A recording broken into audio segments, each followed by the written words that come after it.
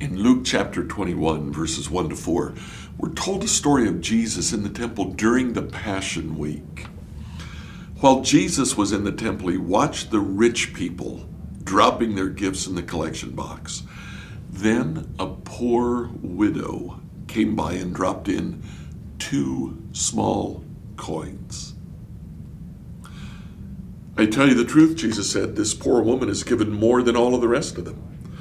For they've given a tiny part of their surplus, but she, poor as she is, has given everything she has. A couple of things here. The widow's mite, as they're called, the 2 small copper coins, may have looked a little bit like this. As you can see, they're very small coins. They're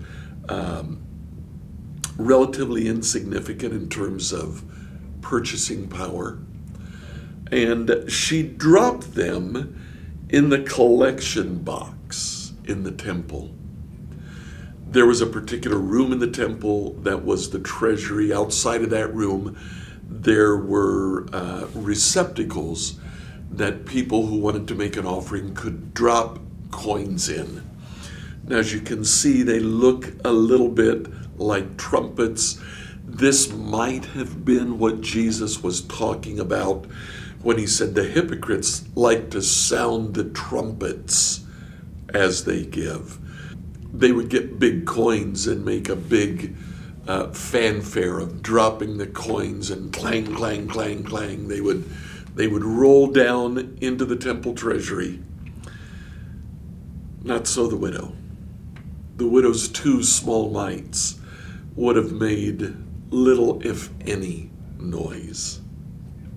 And yet Jesus said her generosity is not measured by what she gives, but by what she has left. Interesting, isn't it? You see, the important thing about generosity is not the amount that we give. It is the fact that we give. God calls us to be generous.